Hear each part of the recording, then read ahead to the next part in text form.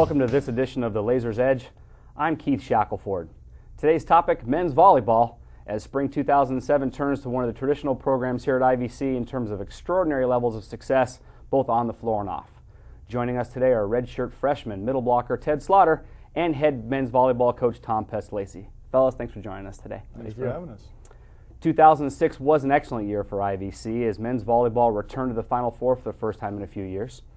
Coach Pestolesi and associate head coach Eric Olson were both named co-head coaches of the year for the Orange Empire Conference.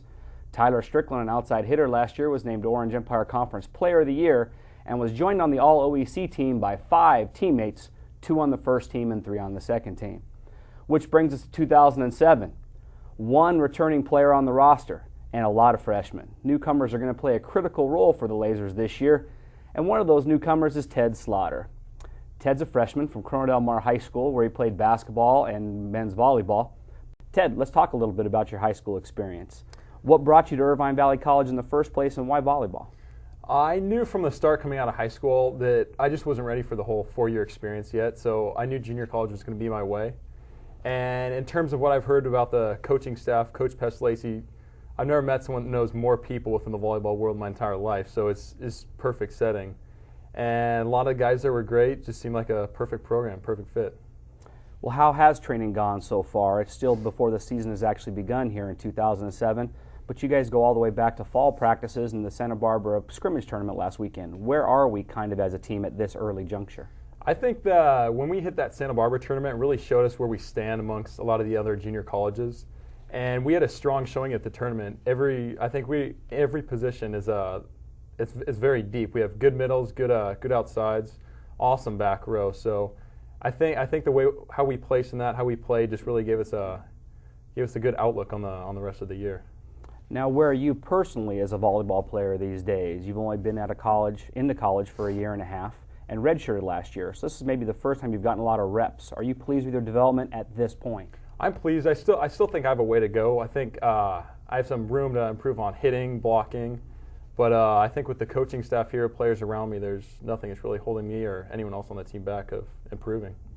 With just 1 returner and a whole lot of freshmen, there may be a leadership void. Last year we had a lot of sophomores on the club, and different people could step into that role depending on kind of how people were playing.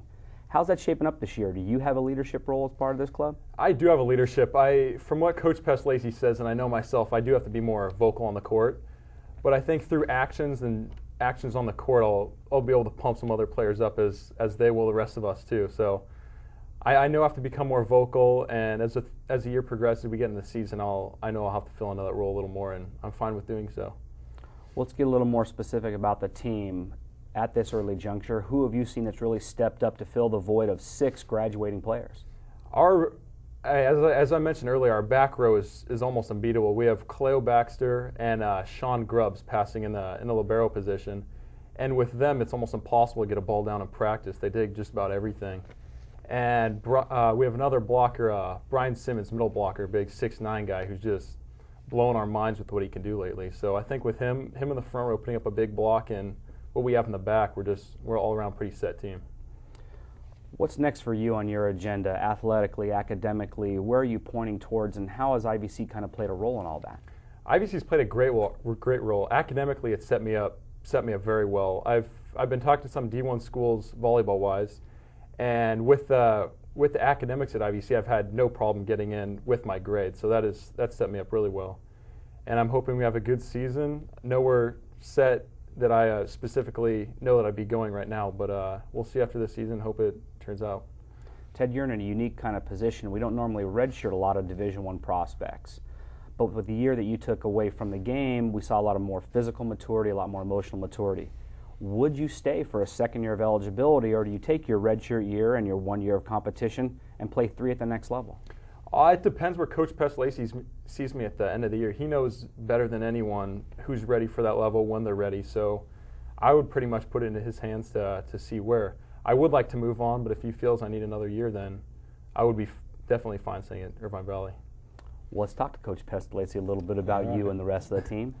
Tom's in his 13th season at Irvine Valley College with the men's program. He's also in his 9th season as the women's head coach.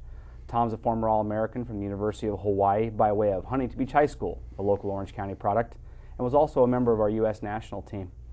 Coach, let's talk a little bit about this year's team as a whole. Where are we at this early point in training, especially as you lose 6 guys off last year's team?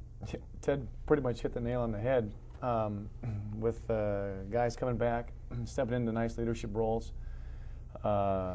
It's been really fun in the gym. They don't act like freshmen when they're competing. They all have a lot of experience, so it's not, even though they're true freshmen, 18, 19 years old, with the experience they've had in the high school programs they've played in and the club programs that they've played in. We are a very experienced young team, and probably our biggest advantage is our setting position, where we have Tyler Rex, who is come back from his mission. So Tyler is 21, a little more mature. Things go wrong. He's very calm, very cool, and since he's our quarterback, the guys feed off of him in a positive way. And he's just been he's our team captain. He's been a phenomenal leader. What's nice is we tease Tyler a lot, and he takes it great. And he's just he kind of has a perfect personality for what we're looking for with this group of guys. And as Ted said, we're looking to Ted to fill a leadership role for us also, and he's done a really nice job. Ted's biggest issue was confidence, and he's just really made a big jump this fall and then this season, and his game from last season has really improved 50% at least, if not more, and he's just doing a really nice job of being more aggressive and becoming that leader, and this situation as a chance to allow him to grow a little bit has been a really good opportunity, a good situation for Ted to get him to his ultimate goal, which is always our ultimate goal, to get kids at that 4-year school to get that degree. And Ted's a smart kid. That was never going to be an issue with him. So he's kind of unique from our perspective, a high GPA athlete coming in here that wants to develop his game. And fortunately, we feel that with our coaching staff here, we can help kids get better at volleyball. But again, our number one goal is that they move on academically, and he's a piece of cake in that regard, and he's done very well academically here. And it's always kind of nice when we have kids that can lead by example, and Ted's one of those guys. We've covered a lot of ground with this year's team. We've talked about the back row, we've talked about the middles, we've talked about Tyler Rex, etc. We haven't talked about who's going to step in to replace your Orange Empire Conference Player of the Year at the outside, Tyler Strickland. Tyler's redshirting. Who's going to fill that void in his absence this year?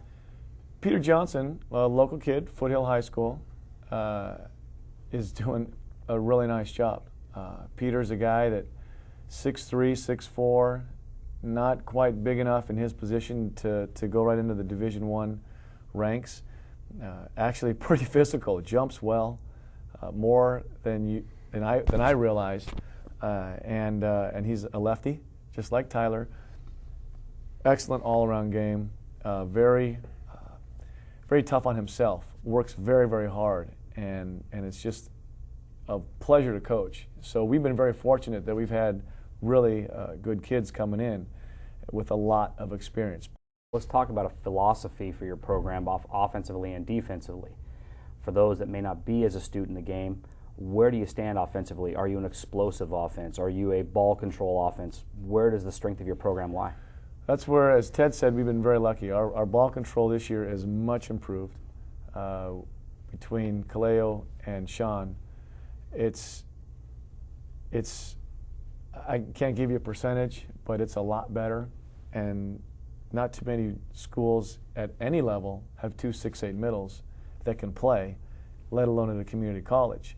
So if you control the ball, the middles are really hard to stop.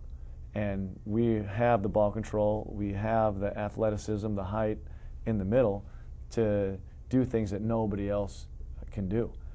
So we like to run a lot of quick stuff. We like to run our middles around. They're not just tall, these guys are mobile. They can use the whole net. So our middles will use 25 feet of the net to hit different sets, whether it's a front three, which is a fast shoot in front, back ones coming right behind the setter, traditional straight ones, running a combo, play a slide play where they do a 1-foot takeoff, running behind. So we will use 25 feet of the net for our middles because they're athletic enough And at 6'8", it's pretty cool because we can do a lot of things that we weren't able to do in the past. And we like to run faster stuff. Our left sides are really good. Marcus Fernandez from Santa Margarita hits a really good fast set. Rory Jones hits a really good fast set. Right now we're missing Timmy Golden, who hurt his knee in the fall, and Timmy's our best high ball hitter, and we're hoping to get him back, and if we don't, he'll redshirt this year. But we just have a nice mix of guys that can hit fast sets, can hit combos where we're running our middle somewhere and then somebody crosses behind or hits a fake this or fake that. It's just nice because we have the ball control, the setting, the experience. We run an offense that is fun because anybody can just throw them up in the air, but it's a lot more fun to run around and do things, and we have the capability to do that. So offensively, we like to be as fast and sophisticated as possible because it's really hard to line up your defense when teams are running all over the place.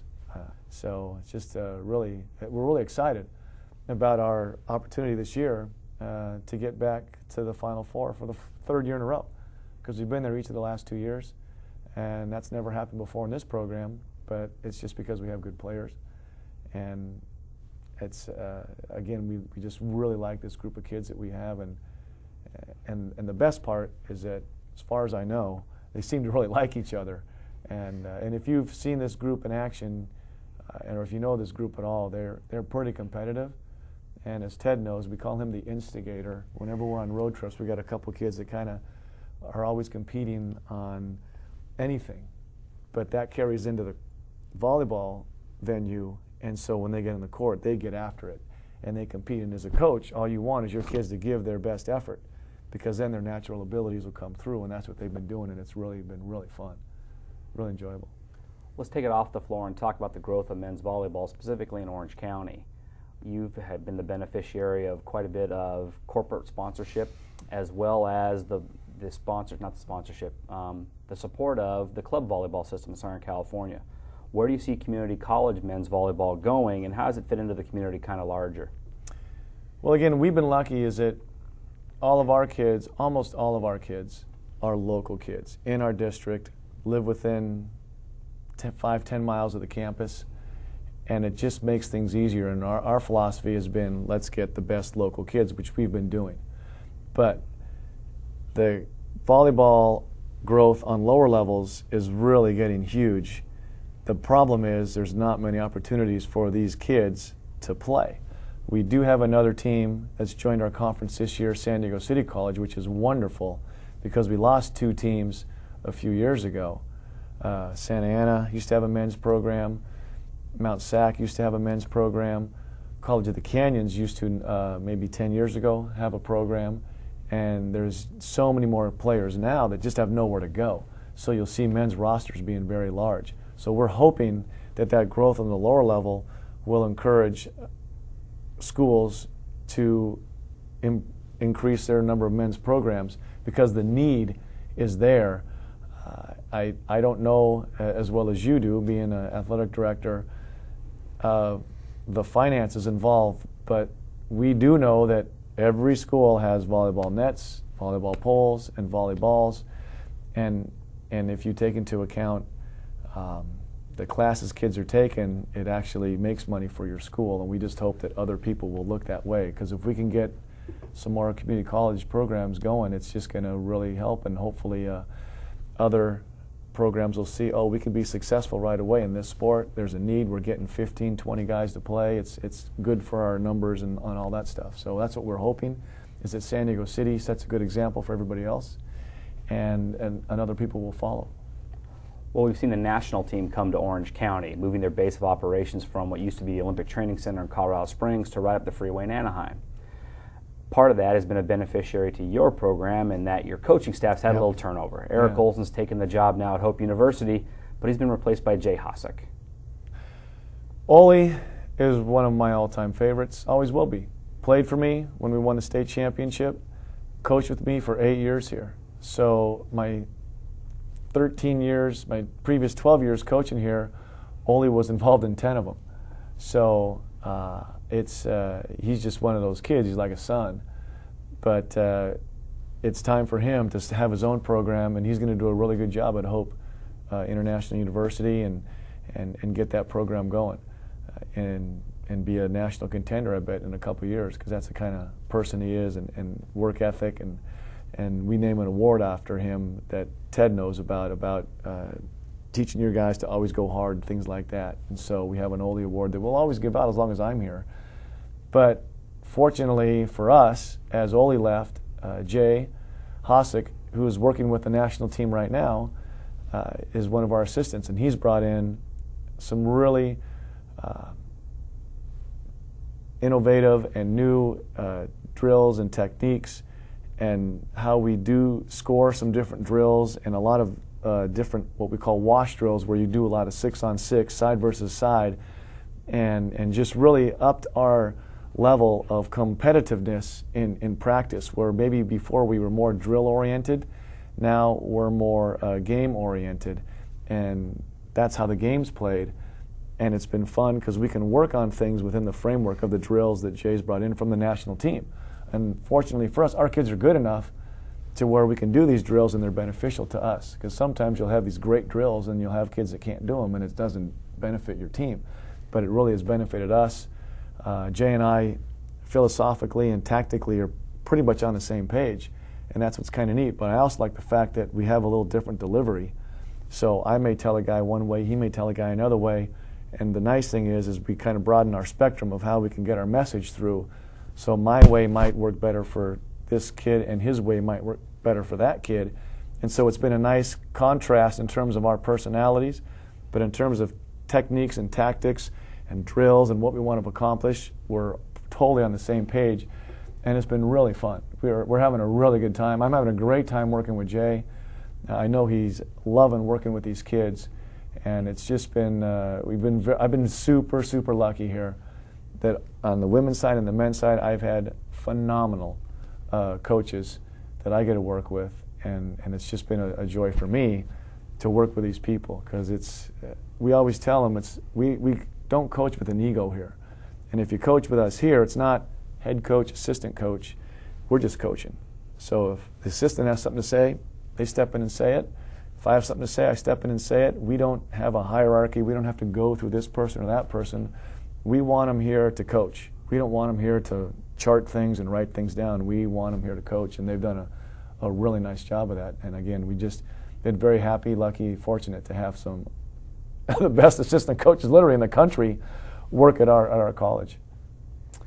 2007 plans to be a heck of a year for the Lasers on the volleyball court here in the men's program. Gentlemen, thanks for joining us today. It's been a pleasure. Thank you. Thank you.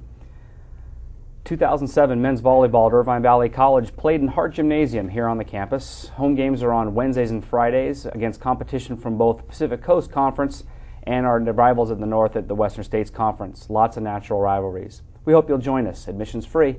Again, on Wednesdays and Fridays at 6 o'clock in Hart Gymnasium. For this edition of the Lasers Edge, I'm Keith Shacklford. For Ted Slaughter and Tom Pestolesi, thanks for joining us.